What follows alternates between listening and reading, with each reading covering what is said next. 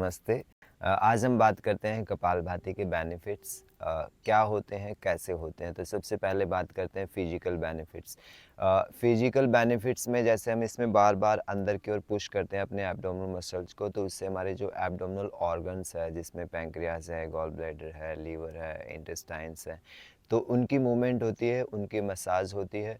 वहाँ पे ब्लड का सर्कुलेशन बढ़ेगा, वहाँ पे एनर्जी का सर्कुलेशन बढ़ेगा। तुम्हारे जितने भी डाइजेस्टिव इश्यूज़ हैं वो सॉल्व होते हैं।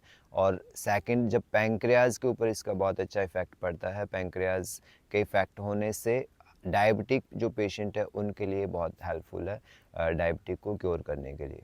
फिर उसके बाद रेस्पिरेटरी सिस्टम में क्या होता है, हमारी बार-बार जब हम इसमें कार्बन डाइऑक्साइड बाहर निकालते हैं, तो इससे हमारी बॉडी डिटॉक्स होती है। तो रेस्पिरेटरी सिस्टम के लिए, लंग्स कैपेसिटी को बढ़ाने के लिए, कार्डियो हेल्थ के लिए, हार्ट हेल्थ के लिए बहुत बेनिफिट है। फिर बात करते हैं मेंटल बेनिफिट। मेंटल बेनिफिट में जब हम इसमें बार-बार श्वास को बाहर निकाल रहे हैं, तो बार-बार रिपीट करने से हमारा माइंड स्टेबल होने लग जाता है, माइंड कंसंट्रेट होने लग जाता है। तो इससे कंसंट्रेशन बनने से हमारे जो लोअर इमोशंस है, लोअर थॉट्स हैं, उनसे हम बच सकते हैं।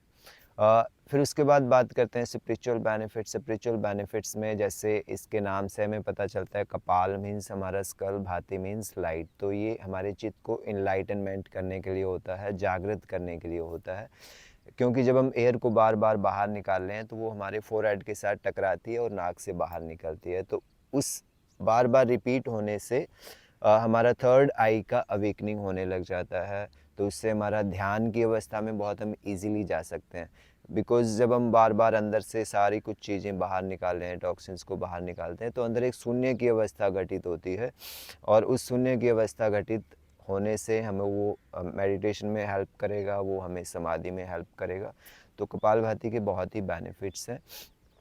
बट एक ही चीज़ है भी, कपालभाति को आप किसी की गाइडलाइन में ही करो। बिकॉज़ कपालभाति समटाइम हम गलत तरीके से करते हैं, या फिर हमें अंदर से कुछ इलनेसेस हमारी ऑलरेडी पहले से चल रही है, तो उसमें ये हमें नेगेटिव इफ़ेक्ट भी उसके ऊपर, बॉडी के ऊपर आ सकता है। तो प्लीज़ इसको गाइडलाइन में ही करनी चाहिए। Thank you.